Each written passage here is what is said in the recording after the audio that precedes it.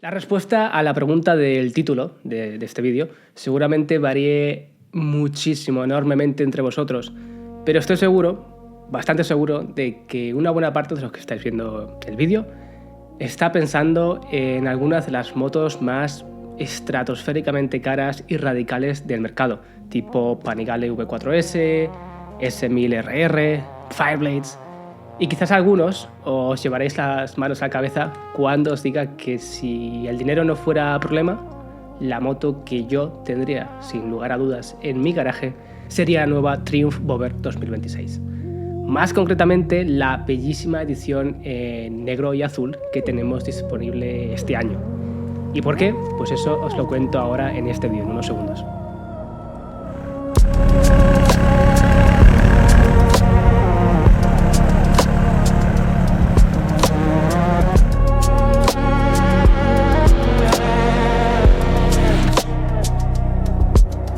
Golden haze on a dashboard glass.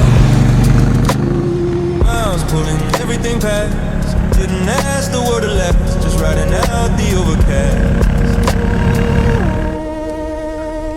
No heroes here, no big theme. Just asphalt keeping me clean. Thinking less than I might seem. Let the silence set the scene. Westbound quiet in my head. Things I said, things I never said. Doesn't matter where I'm led. I'm lighter than I was instead.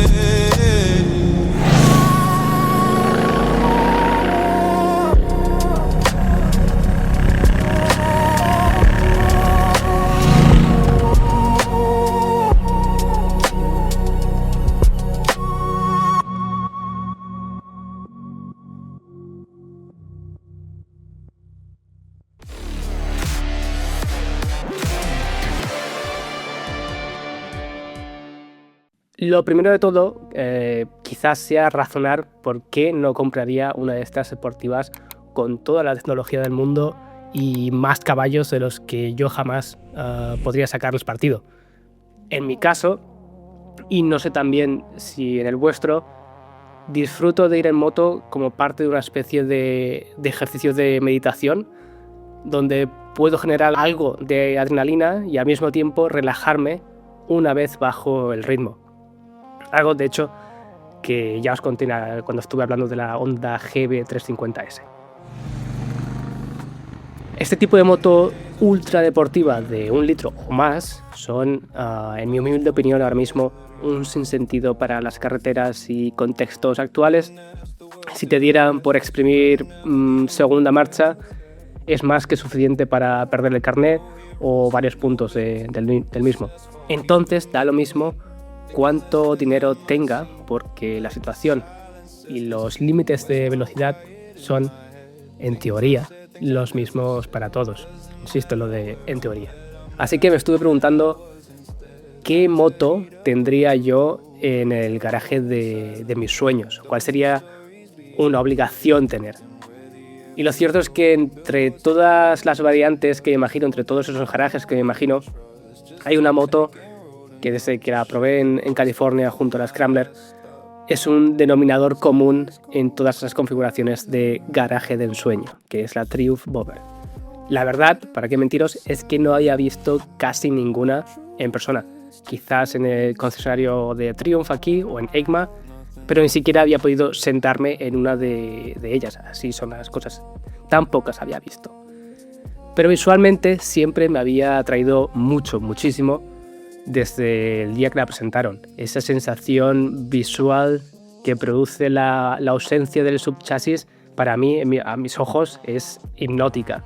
Luego tienes la pieza central, el motor Bonneville de 1200 centímetros cúbicos, con ese doble escape alineado perfectamente con el dibujo del chasis. Y como toque final, un depósito de lágrima clásico atemporal. El diseño de la Bobber tiene que ser pues uno de los más minimalistas y conseguidos de la década, o si no más, junto, diría yo, al de la Bitbillen 701. Pero no lo hace de forma barroca, futurista, colocando plásticos por doquier. Lo hace haciendo de la mecánica su mejor recurso. No lo esconde. Te muestra lo que es y además orgullosa. Sobre su mecánica, un repaso más o menos rápido. Monta el ya conocido motor de 1200 centímetros cúbicos, 2 cilindros, que lo vemos en toda la gama superior de la Bonneville. En esta configuración 78 caballos, 106 Nm, importante este punto. Y a diferencia del motor de la 900, caja de cambios de 6 velocidades y la capacidad de rutear hasta el infinito y más allá. Además, a partir de 2026 se puede limitar también para helados. Ahora, si te digo que esta moto pesa 250 kilos en orden de marcha, quizás esperes como yo una moto cabezona, lenta, que te vaya a hacer la vida imposible en curvas. Quizás no imposible, pero por lo menos uno no esperaría que se fuera a comportar medianamente bien en estas zonas más dinámicas.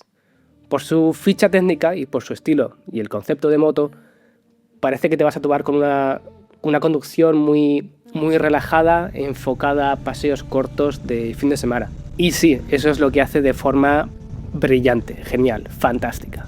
Desde que la ves a tus pies, y de verdad a tus pies, porque es una moto muy bajita, te está pidiendo un tipo de conducción pausada y serena.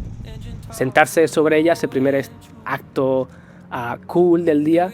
No sé qué tiene de interesante el sentarse en una moto tan baja, un sillín tan bajo que parece estar flotando en el aire sin que exista subchasis o colín. No sé qué es lo que tiene, pero me gusta. Luego estiras el brazo hacia abajo en busca de la llave para dar el contacto. Ese es el siguiente paso. Ya veo en los comentarios que vaya gilipollez, que es estúpido, pero es un detalle con algo como de peso mecánico, que esto del brazo, que me ha encantado. Parece que estés despertando el motor con tu propia mano, como si necesitara una palmadita para arrancar, como venga majo, arranca, como si tuvieras que despertarlo. Y ese despertar es de lo más bonito que vas a escuchar este año.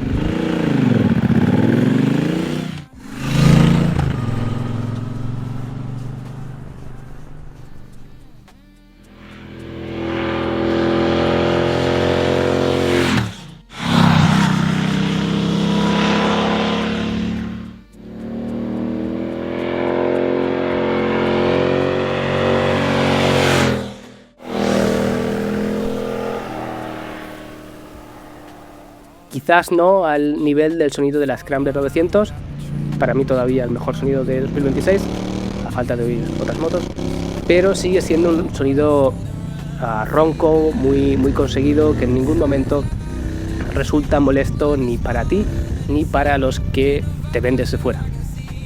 La sensación a bordo es táctil, el gas, la maneta, el embrague, todo se siente más noble, más grueso, más grande, más sereno y elegante comparado con los otros modelos de la familia. Y cuando sueltas el embrague empiezas a notar sus pistonazos, su empuje, como si apenas necesitaras acelerar para moverte con contundencia. Y sí, es una moto grandota, se mueve con mucha menos agilidad comparado con las pequeñas, pero su empuje es más convincente, más determinante y desde lo más bajo de la curva de potencia. Mi primer contacto con la Bobber fue de hecho en ciudad, en Oceanside, en California, donde se desenvuelve mejor de lo esperado. Puedes poner los pies en cualquier momento en el suelo y tienes suficiente grip y palanca para empujar hacia atrás, hacia adelante, para apoyarte en los giros más cerrados si lo necesitas. Puedes colarte entre tráfico sin problemas y bueno, puedes aparcar donde te dé la gana, donde te plazca, sin miedo a que te caigas porque el suelo esté un poco inclinado o pilles la acera. Como digo, me sorprendió, para qué mentir, y empecé a encabezonarme con ella. Al día siguiente, la siguiente mañana, tuvimos por fin la oportunidad de sacarla a carretera. Primero por las autopistas californianas súper anchas, para después dirigirnos hacia Palma Valley y el lago Henshaw. Aquí es donde usamos el control de crucero de serie y de un único botón, que es súper útil para cuando necesitas darle un respiro a la muñeca derecha Y es prueba de que las Boreville pueden incluir tecnología sin sacrificar los relojes analógicos. tenía que decirlo. Y a diferencia de la ruta que tuvimos con la Scrambler, aquí el radio de las curvas era mucho mayor, la carretera simplemente más ancha, con unos carriles donde nosotros, los europeos, meteríamos mínimo 2 coches sin mayor problema. Eso nos permitió rutear relajados, echando un vistazo cada 2x3 a las vistas que teníamos espectaculares, y en ese escenario se siente como en casa. Más tarde, con un par de horas ya detrás de nosotros, mi compañero a bordo de la T120 empieza a subir el ritmo, porque ha descubierto que puede tocar con los estribos relativamente fácil en el suelo. Y pienso, yo digo, bueno, va a estar complicado, si sube el ritmo, seguirle con la bobber y ese pedazo de neumático delantero tan ancho que llevo. Pero me alegra decir que no fue el caso. La principal limitación debería ser el espacio disponible para tumbar la moto y así poder pasar más rápido por cada curva. Pero lo cierto es que pude, con unas trazadas algo más abiertas y redondeadas, seguir a la T120 sin problemas. Eso sí, mientras oía las Speedmasters, que también venían con nosotros, detrás de mí, arrastrar las estriberas cada 2x3.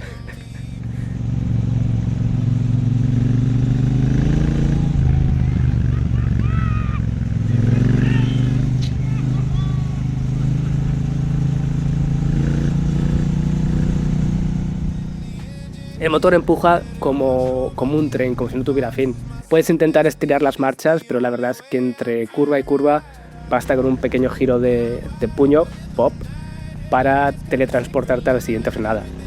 Además, ese motor sencillamente se siente fuera de lugar completamente cuando subes de vueltas. La posición encima de la bobber es extraña. No es tan radical como las fotos y vídeos de esta moto hacen creer, en absoluto. La postura es más como tirando hacia naked retro, con algo encorvado hacia adelante. Por eso mismo, tampoco se hace tan incómoda como yo hubiera esperado. Nosotros pasamos un día entero con ella y solo en las últimas horas se empezó a sentir el cuerpo ya algo cansado. Así que, en resumidas cuentas, una verdadera sorpresa muy positiva descubrir que la bobber puede ser mucho más dinámica de lo esperado, acercándose incluso al carácter de una naked clásica. Y con naked clásica me refiero a motor retro, a naked retro.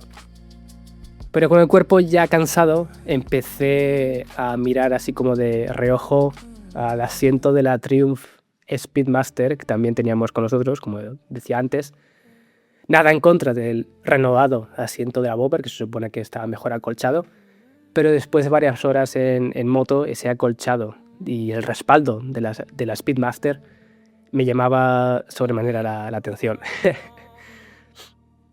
Y aquí vino la segunda sorpresa del día. La vuelta hacia Oceanside la hice mayormente sobre la Speedmaster, una moto que mecánicamente es prácticamente calcada a la bobber.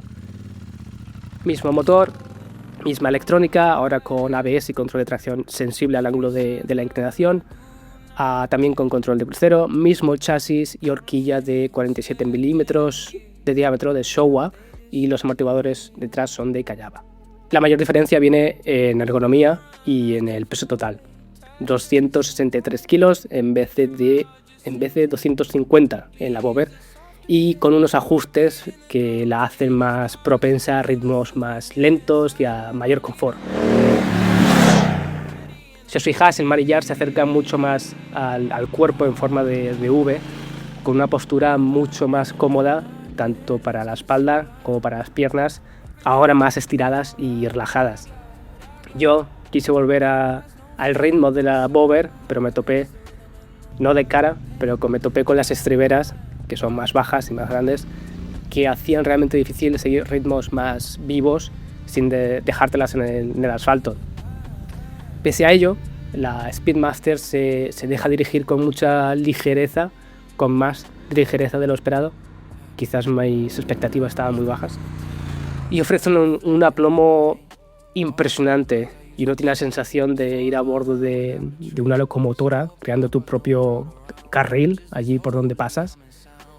El asiento es top, increíblemente cómodo, blando, y la experiencia es casi como de videojuego, en el sentido de que estás tan cómodo como el sofá de tu casa, pero vas explorando lugares nuevos y dando gas de forma tan contundente como en la Bobber, aunque el sonido haya perdido cierto carácter respecto a la Bobber, por cierto. Reconozco que aunque me parece muy bonita esta Speedmaster, nunca me había visto encima de una moto de este tipo, las cosas como son. Pero si doy un par de pasos hacia atrás, encontré mucho placer en una conducción más rítmica, más plana, que acepte formar parte del entorno en vez de moverse a través de él a toda velocidad. Cuando volví al hotel, reconozco haberle dado un par de vueltas a la idea de hacerme con la Bobber. Son 16.700 euros en España. Aquí en Austria son casi 2.000 euros más porque pagamos un impuesto extra sobre vehículos de este tipo. Quizás no sea un precio prohibitivo, como podría ser el de la Panigale, la V4, pero es una cifra alta que a mí personalmente se me hace muy difícil justificar. Para hacerme con ella tendría que desprenderme de una de mis motos o de ambas, y todo se ha dicho, no cubriría ninguna de las necesidades que cubren tanto la Scrambler como la Himalayan 450. Por eso digo que en un garaje de ensueño el dominador común, en mi caso, no es una ultra deportiva de más de 200 caballos, sino esta Triumph Bobber. Aunque, insisto, el precio solo me parece un problema aquí en Austria porque son casi 19.000 euros. En Alemania cuesta incluso menos que en España, curioso esto, pese a ganar mucho más dinero que nosotros. Y las motos con las que compite tipo Indian Chief Vintage o la BMW R18, ¿sí? 18, o Harleys, se van a un precio mucho más alto y con pesos y una dinámica menos conseguida que en la Bobber. Así que en verdad tampoco está tan mal. Es solo que aquí en Austria me duele poner casi 19.000 euros por la moto. En verdad me duele el alma porque quiero tener una. Vale, pues en verdad eso era todo. Ya he acabado. Gracias de nuevo por estar ahí y nos vemos en la próxima. Chao. Cuidaros.